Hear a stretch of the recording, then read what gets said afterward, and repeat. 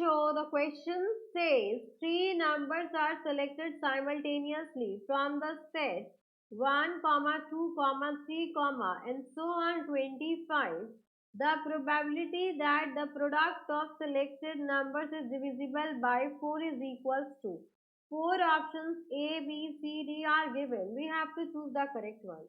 Question को solve करने के लिए हम यहाँ पर की कंसेप्ट यूज करेंगे। अब देखिए क्वेश्चन है क्या आपका, क्वेश्चन ये कह रहा है कि 1 से 25 नंबर अवेलेबल है, उनमें से कोई भी 3 नंबर आप सेलेक्ट कीजिए और इस बात की प्रोबेबिलिटी बताइए कि जो सेलेक्टेड नंबर्स है वो आपके डिविजिबल बाय 4 है। तो यहाँ पर आ जाएगा आपके पास की concept required probability, that is the numbers selected are divisible by 4 is equals to 1 minus 1 में से माइनस कर दीजिए probability that all odd numbers, कोई भी मेरा ऑड नंबर 4 से डिविजिबल नहीं है तो 1 में से माइनस कर दीजिए plus probability that the even numbers not divisible by 4। कुछ नंबर्स ऐसे भी होंगे 1 से 25 के बीच में इवन नंबर जो कि क्या होंगे आपके 4 से डिविजिबल नहीं होंगे। तो यहाँ से आपके पास रिक्वायर्ड प्रोबेबिलिटी आ जाएगी। अब यहाँ पर आपके पास सेट में अवेलेबल नंबर्स है 1, 2, 3 and so on up to 25।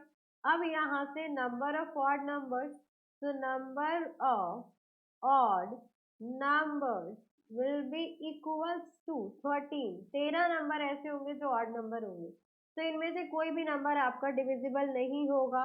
तो यहाँ पर हम रिप्रेजेंट कर देते हैं कि ए मेरा इवेंट है, event of selecting odd number. तो यहाँ से आगे आपके पास इसको, इसकी हमें जरूरत नहीं, इसको रहने देते हैं। तो एक काम करते हैं, यहाँ पर नेक्स्ट में इवन नंबर्स की बात करें तो even numbers which are not divisible, जो कि मेरे क्या नहीं है, डिविजिबल नहीं है, डिविजिबल बाय 4। तो वो इवन नंबर्स कौन से हैं आपके, वो होगा आपके पास जो 4 से डिविजिबल नहीं है, वो 2 है आपका, 6 है, देन 10 है, एंड नेक्स्ट कौन सा हो जाएगा, 6 हो गया मेरा, 10 हो गया, देन 12 डिविजिबल है, देन 12 के बाद आपके पास 14 डिविजिबल नहीं है, 16 डिविजिबल है, देन नेक्स्ट उसके बाद 20 डिविजिबल है, 18 डिविजिबल नहीं है, 22 डिविजिबल नहीं है। तो ये नंबर्स कोई भी मेरे 4 से डिविजिबल नहीं है। तो ये कितने नंबर्स हो गए, यहाँ पर देखिए टोटल आपके पास 6 नंबर्स हो गए।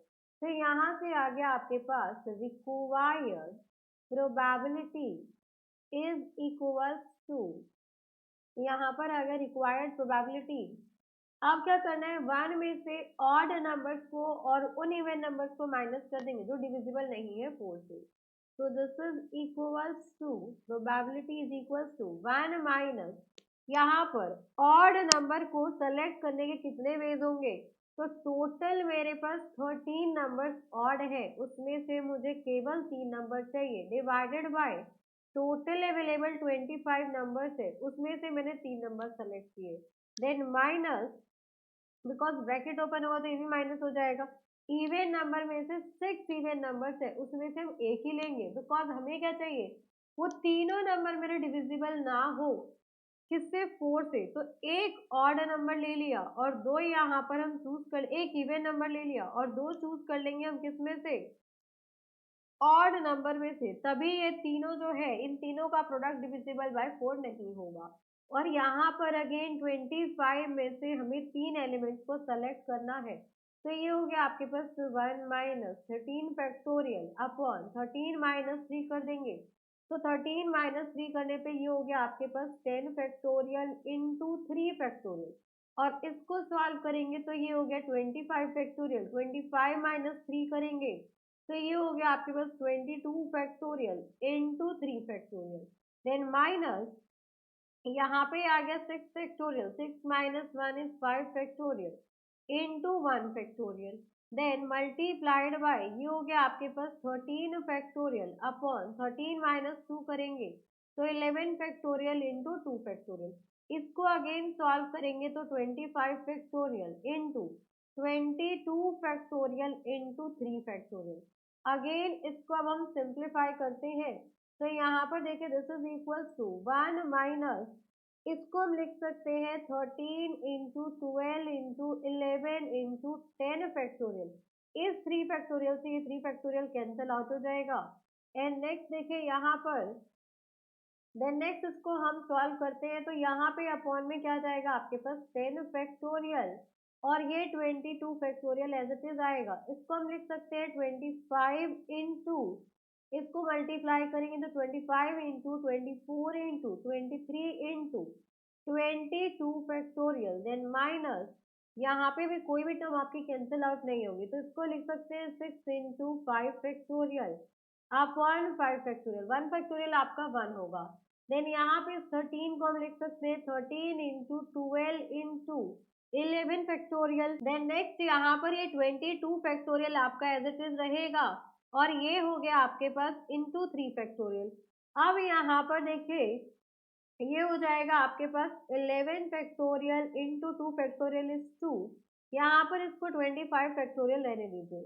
देन नेक्स्ट देखिए इसको सिंप्लीफाई करेंगे तो 10 फैक्टोरियल से 10 फैक्टोरियल कैंसिल, यहाँ पर ये कैंसिल हो जाएगा, यहाँ पर ये कैंसिल, 11 फैक्टोरियल कैंसिल, देन 2 3 6, यहाँ पर मेरे पास 3 आ गया।